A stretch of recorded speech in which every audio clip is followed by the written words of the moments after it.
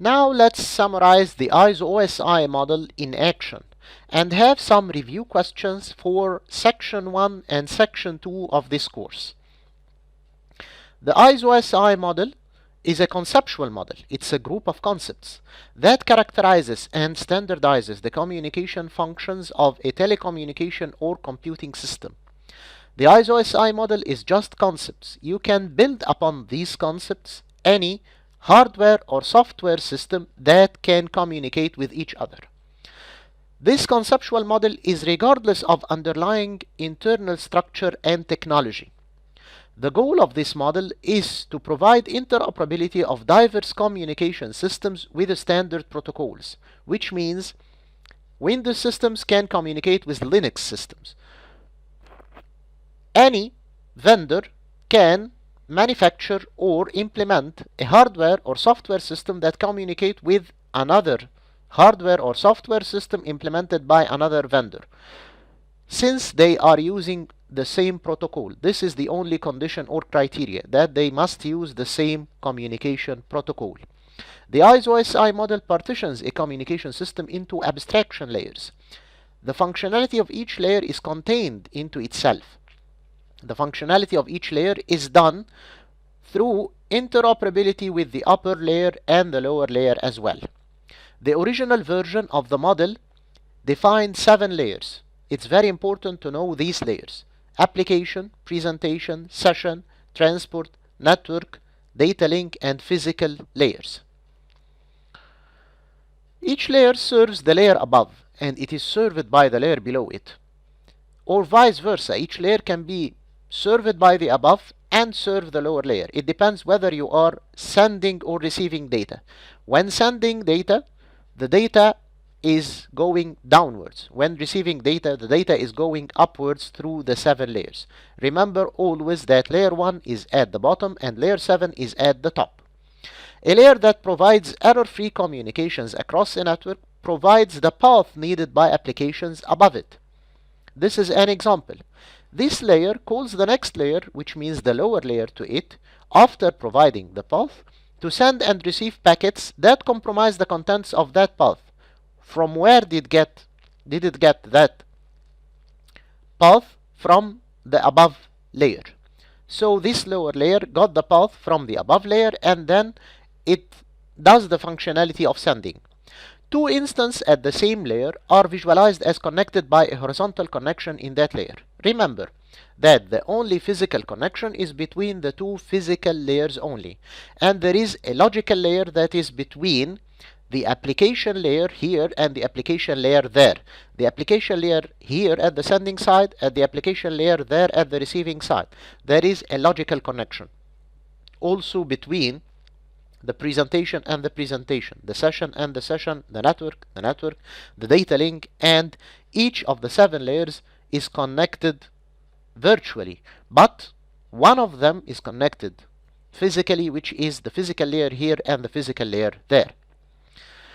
Let's have a look at this diagram. This is an important diagram. Let's look at sending at the left side. The layer 7, L7, sends data. This data is added to the header H6 at layer 6. Now see that both L7 and H6 are considered as L6 data, where at the layer 5, H5 is added. And now see the same thing happens one time again. L6 plus H5 are both considered as L5 data, where at the transport layer H4 is added. H6, H5, H4 are all headers added by layer 6, layer 5, and layer 4 consequently. Both L5 and H4 are considered as L4 data, where H3 is added. Now, the only layer that adds header and trailer, which means that is something before the data, and header, that is something after the data. The only layer that adds header and trailer is the data link layer. And the physical layer considers all the data as zeros and ones. Then it is passed to the transmission medium. You can see at the right side that the reverse thing is happening. It's vice versa. It's the reverse action of things that happened at the left layer. you can see that each layer added, each header or trailer added by a layer at the left side is read and removed by the same layer, by the corresponding layer at the right side. So H2, T2 are read and removed by the data link layer at the receiving side. H3 is read and removed by the network layer at the receiving side. So at the receiving side, at layer 7 of the receiving side, you can only see L7 data that was originally sent by the application layer at the sending side. That's why we say that there is a logical communication between the application at the sending side and the application at the receiving side, because they are sending the same data and receiving the same data that has been sent. Let's summarize and say that the Open System Interconnection, the OSI model, defines a networking framework to implement protocols in the 7 layers. Now let's have some review questions about section 1 and section 2. The first question says, the computer network is composed of computers, dots, and dots connected through transmission media. What are the other components of computer network?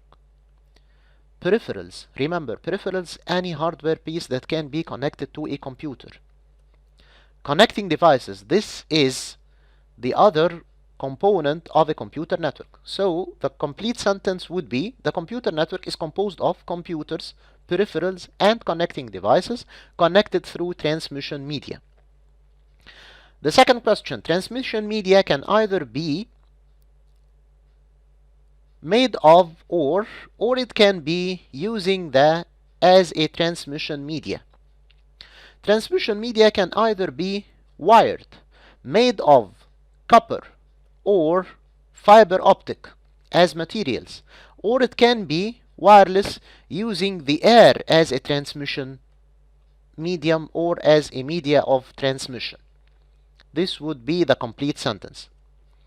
The most commonly used network topology nowadays is the star topology, where the computers are connected to a central device, which is the switch. Of course, it can be a hub, but we are talking here about the most commonly used.